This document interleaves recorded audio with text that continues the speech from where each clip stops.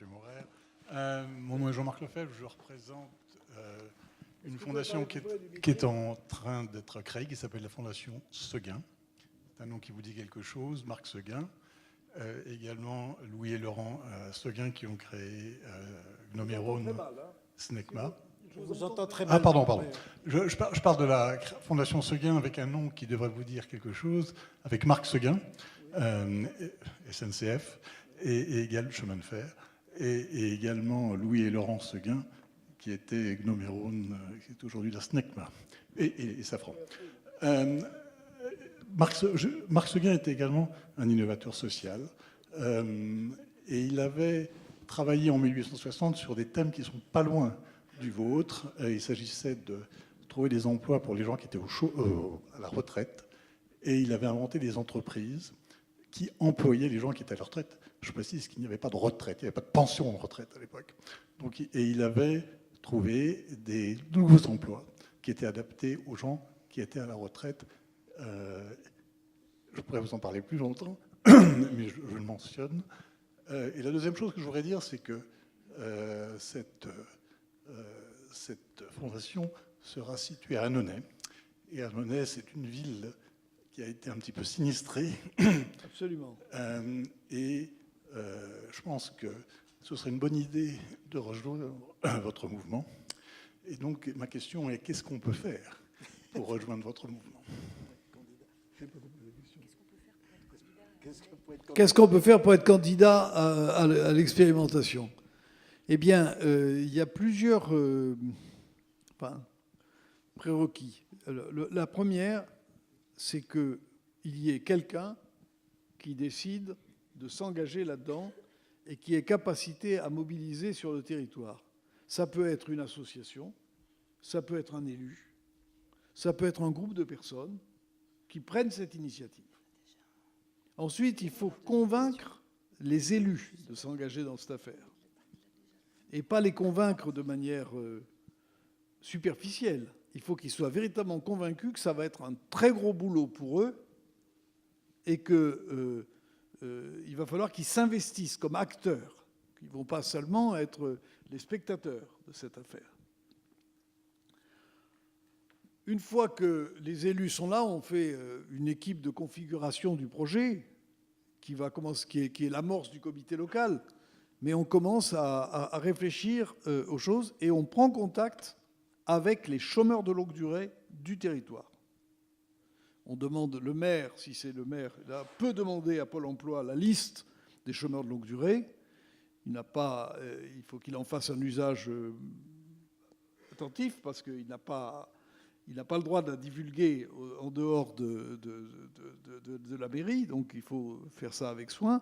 Mais il faut prendre contact avec les chômeurs de longue durée, commencer à les recevoir pour voir avec eux comment, quelles sont leurs compétences, leurs capacités, ce qu'ils veulent faire, etc. Alors, il y a des structures qui peuvent appuyer le territoire qui veut s'engager là-dedans. Il y a une association qui s'appelle, le fonds s'appelle ETCLD, Expérimentation territoriale chômeurs de longue durée. Et il y a une autre association, sœur de celle-là, qui s'appelle TZCLD, Territoire zéro chômeur de longue durée, qui est présidée par Laurent Ganguillaume, l'homme qui a, quand il était député, proposé le projet de loi. Cette association réunit les territoires candidats et les met dans une collectivité où les territoires vont échanger entre eux, se connaître. Maintenant, on a 140 territoires candidats. Donc, par exemple, si Annonay est candidat, on va faire une grappe des candidats de la région qui vont travailler ensemble de telle manière qu'ils puissent progresser en échangeant entre eux. C'est très important de ne pas être seul dans son coin. Et progressivement, le programme s'élabore, contact avec les chômeurs de longue durée, et la réflexion sur, d'ailleurs, après ces contacts avec les chômeurs de longue durée, sur les activités qui peuvent être lancées, recherche de locaux décisifs Nous n'avons pas été assez attentifs au départ à cette affaire des locaux. Quand vous avez une entreprise de 80 salariés, vous êtes obligé d'avoir des locaux qui permettent de les héberger. Lorsque vous voulez faire une ressourcerie, il faut de la place. Nous avons des territoires qui n'avaient aucun locaux. À Tourcoing, c'était une pièce de 14 mètres carrés. On ne peut pas travailler comme ça. C'est clair qu'il faut la question des locaux. Et puis, bon, voilà. Et puis, une fois qu'on est embarqué là-dedans, les territoires se soutiennent entre eux et l'association est là pour vous aider. Il y a une équipe nationale qui est partagée entre TZ, CLD et ET-CLD, qui est là pour vous aider à mettre en place le projet. Donc, première chose, des responsables, des gens qui prennent l'affaire en main. Deuxième élément, convaincre le maire d'Annonay de s'engager là-dedans de manière active. Et après, prise de contact au niveau national avec TZ et engager le processus avec chômeurs de longue durée et la recherche d'activité. Voilà. Et la deuxième loi, nous espérons qu'elle sera présentée, sinon votée avant la fin de l'année, de telle manière qu'en 2020, on puisse lancer la deuxième phase, la deuxième étape d'expérimentation avec des territoires qui, cette fois-ci, ne seront pas choisis comme la première fois par appel à projet, mais il y aura un cahier de conditions et le territoire pourra s'engager dès lors qu'il réunira la totalité des conditions. L'État y mettra certainement un numerus clausus parce qu'il voudra pouvoir maîtriser la dépense. Alors, on a une deuxième question. Oui, bonsoir. Je suis Jean-Félix Urbain. J'aurais aimé savoir un peu concrètement comment se génère le chiffre d'affaires. C'est-à-dire que ce soit quel genre de produit, quel genre de service vous rendez et qui c'est qui va constituer ce chiffre d'affaires. Merci. Bertrand Fouché, qui est le président de... j'ai pas vu Paul, je ne sais pas où il est. T'as un micro là. Paul s'est mis au dernier rang. Je vais commencer, puis on va donner un micro à Paul pour qu'il complète. C'est comme ça qu'on fait d'habitude. Alors Bertrand passe sous le contrôle de Paul. C'est toujours comme ça. Moi, je fais le blabla et Paul dit la vérité. Donc le chiffre d'affaires, on le génère par les... On l'a dit, Louis l'a dit, on a deux produits. Un, l'emploi, donc ça on en a parlé, c'est les coûts évités du chômage. Et le deuxième produit, ce sont nos activités qui sont utiles à tous. Et parce qu'elles sont utiles à tous, on peut générer du chiffre d'affaires. Typiquement, les activités de blanchisserie professionnelle qu'on fait pour les TPE du quartier, qui avant ne rendaient pas ce service à leurs salariés, alors qu'elles ont une obligation légale de laver les vêtements de travail, mais quand on a une TPE où on a 5 t-shirts et 3 pantalons à laver par semaine, généralement c'est les salariés ou le ou la conjointe des salariés qui réalisent ce travail. Donc pour ces entrepreneurs-là, on propose un service accessible en prix, mais qui est à peu près mi-tarif d'un tarif de marché. Donc on génère du chiffre d'affaires avec ça. Donc les entreprises ont une capacité de solvabilité, pas complète, mais qu'on utilise pour valoriser nos services. Et puis les habitants également contribuent au service sur les activités de soutien scolaire que réalise par exemple l'équipe de Alima. On fait payer, on disait tout à l'heure, c'est le tarif du soutien scolaire du CP jusqu'à la 5e de l'ordre de 4,50 € l'heure et de la 4e jusqu'à la terminale 6,50 €.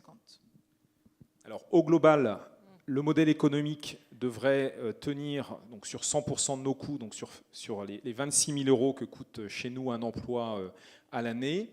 On devrait générer 8 000 € de chiffre d'affaires pour compléter la contribution au développement de l'emploi. Aujourd'hui, on est à la moitié du chemin. Donc, il manque à peu près 4 000 € par an et par équivalent temps plein. On a le temps pour ça. 8 000 €, c'est relativement ambitieux. On a la chance à Saint-Jean d'avoir un tissu d'entreprises. Et c'est pour ça que cet après-midi, on les a mobilisés extrêmement fortement sur la génération d'activités. C'est un levier de développement important pour nous. Paul, un petit complément ? Comment on a fait le budget à Lima ? Tu peux raconter comment on a fait le budget ? Oui, en séminaire. Oui. Alors, on s'est réunis un beau matin de 9h à midi. Hein. Tous les salariés, la majorité, il y avait quelques absents, mais tous les salariés qui faisaient des activités Donc on a évalué, on a fait des petits groupes, des petits ateliers. Donc chaque activité, donc on était en groupe. Et on a réfléchi comment améliorer le chiffre d'affaires, l'argent qu'on faisait rentrer dans l'entreprise. Par exemple, moi, je parle pour moi-même pour le soutien scolaire. Donc on a eu des prévisions pour courant 2019. Comment améliorer, voilà. Donc, et d'autres au niveau de la cuisine aussi. D'autres personnes qui faisaient des activités pour des entreprises, notamment de secrétariat, de conciergerie pour les entreprises. Donc on a pu discuter de tout ça et voilà, on s'est fait un petit plan. Oui, Enfin, on a fait... Pardon, vas-y. Non, mais c'était juste pour apporter un petit éclairage aussi sur le retour de ce qui s'est passé cet après-midi, puisque si j'ai eu du retard, c'est parce qu'après la réunion animée par Louis, on a eu des échanges avec les entreprises qui étaient présentes. En fait, l'emploi supplémentaire, ce n'est pas quelque chose de simple. Et donc, pour répondre à la question de la prestation, cet après-midi, il y a eu quelques témoignages d'entreprises qui sont clientes d'émergents, et ça a donné des idées à des chefs d'entreprise. L'un d'entre eux est venu me voir après la conférence de Louis, et il m'a dit, ben voilà, moi dans mon entreprise, en fait, on a juste un petit problème, c'est qu'on a beaucoup d'activités et peu de personnel, on a des problèmes de recrutement. Mais c'est une entreprise qui recrute sur des compétences, hein, c'est une entreprise industrielle. Et en fait, il me disait, mais voilà, tous les vendredis, mes collaborateurs sont amenés à ranger. Je leur demande de ranger l'atelier. Et en fait, ranger l'atelier, ça ne nécessite pas des compétences telles que celles qu'ils ont, et pour lesquelles, effectivement, il a des problèmes de recrutement et qui en fait, correspondent en fait, à du chiffre d'affaires qu'ils ne produisent pas. Et donc voilà, c'est un exemple, et on va travailler dans les prochaines semaines à une prestation qui serait celle de ranger tout simplement l'atelier une fois par semaine, évidemment sous les consignes de l'entreprise. Et ça se chiffre, mais ça se chiffre en centaines d'heures dans l'année, hein. On est en été, et bon, il est évalué en environ 900 à 1000 heures dans l'année, et vous vous rendez compte ce que ça peut être. Et donc finalement là, on est vraiment dans l'emploi supplémentaire. On est à un emploi qui n'existe pas et qui en plus permet aux salariés d'être réellement sur leur cœur de métier, à l'entreprise de développer son chiffre d'affaires. Donc on est complètement tous gagnants. Donc c'est ce type en fait de prestations que nous construisons. Certaines prennent quelques jours de réflexion, d'autres prennent des mois et des mois. Et voilà, c'est ça en fait tout le projet et toute l'ensemble des activités qui sont créées avec les entreprises et avec les habitants et leurs compétences également. Merci. Merci Paul. Autre question ici. Écoute, là t'es dur, hein. Ça fait au moins 3 heures que je suis debout. Au moins 3 heures. Bonjour. Pardon, je suis Joël Rochat, je travaille dans le domaine de l'insertion, une responsabilité au niveau de la ville de Lyon. Et nous avons depuis 2 ans travaillé sur l'impact sur les personnes de ce travail d'insertion, d'accompagnement ou d'insertion par l'activité économique. Qualitatif sur les personnes. Et vous avez fait allusion à sortir du trou, se remettre debout, retrouver sa dignité, etc. Ça, c'est une chose. Mais nous avons aussi commencé à travailler sur l'impact financier. C'est-à-dire, finalement, quels sont les coûts évités, pas seulement le coût du chômage, ça c'est trop facile, mais aussi tous les coûts sociaux liés au fait d'être au chômage et de dégringoler. Voilà. Et nous sommes arrivés à un premier résultat, mais pas encore scientifiquement assez bon, parce que pas assez de personnes interviewées, mais nous avons pour l'instant la conclusion provisoire que c'est rentable pour la collectivité d'investir dans l'insertion. Il y a plus de coûts évités que d'argent mis en accompagnement, en chômage et compagnie. Est-ce que dans l'expérimentation territoire zéro chômage de longue durée, une telle évaluation a-t-elle été faite ? Je vais me répéter parce que je l'ai dit tout à l'heure. Bon. Oui, nous avons fait deux fois, nous l'avons fait. La première fois, c'est ATD qui l'a fait avant le lancement de l'opération, de manière, je dirais, macroéconomique, c'est-à-dire en prenant des indicateurs nationaux. Et nous l'avons refait, nous, ETCLD, la fameuse association que je préside, nous l'avons refait sur les 700 personnes que nous avons recrutées. C'est-à-dire, on a regardé les cas précis. Et nous sommes arrivés à la conclusion, en prenant d'ailleurs des précautions, en faisant des abattements de 15% sur un certain nombre d'économies ou de recettes générées, nous sommes arrivés à quelque chose qui se situe entre 18 000 et 20 000 euros par an, par salarié mis à l'emploi, en économie et en recettes générées. Parce qu'il ne faut pas oublier que quand vous versez du revenu, vous payez, vous avez aussi... Nous payons, l'entreprise à but d'emploi paye des charges sociales, les salariés paient des charges salariales, alors de moins en moins parce qu'au niveau du SMIC, il y en a maintenant très peu, mais quand même un peu. Deuxièmement, l'entreprise, il faut d'ailleurs, nous sommes vigilants, peut être amenée à payer elle-même de l'impôt si elle fait des bénéfices. Et enfin, dernier point, surtout, les salariés, en dépensant, payent de la TVA. Et je pense que quand vous accumulez tout cela, les économies et les recettes générées, vous arrivez entre 18 000 et 20 000 euros. Et encore une fois, j'ai demandé que l'administration valide ce travail. Et alors nous, en local, on conduit aussi une évaluation. Alors il y a une approche financière, utilitariste, et puis on est aussi en train de s'interroger sur la question de l'émancipation, sur les enjeux de l'accès aux droits. Comment est-ce que l'expérimentation pour les salariés permet un meilleur accès aux droits? Et alors on prend les droits de manière très, très globale, mais alors par exemple c'est l'accès à la santé. Est-ce qu'on va davantage vers le soin? Est-ce qu'on se sent davantage citoyen et est-ce qu'on vote plus ou non aux futures élections?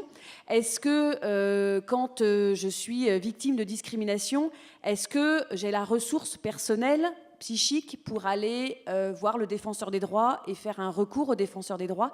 Ça, ce sont aussi une liste d'observations qu'on est en train de conduire, qu'on démarre, avec toute une série d'indicateurs plus qualitatifs sur des champs qui ne sont pas simplement financiers. On va prendre une dernière question. Oui. Loin. On constate que, je vous ai dit, ma fédération s'occupe des sorties de prison. Une sortie de prison sans emploi derrière, c'est un taux de récidive extrêmement élevé. Une sortie de prison avec de l'emploi derrière, il n'y a pratiquement plus de récidive. Le coût, à la fois pour la personne et pour la collectivité, c'est un changement absolument fondamental. Dernière question. Vous parliez tout à l'heure de cohésion sociale, de développement territorial, mais finalement, où est la source? Eh bien, c'est l'option préférentielle pour les pauvres, si chère à ADT Carmonde.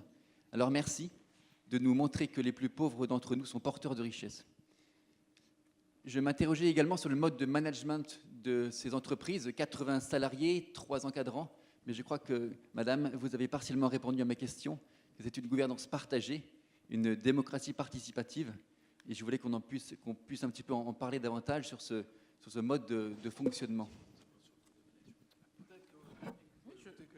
Oui, ben, je peux en parler.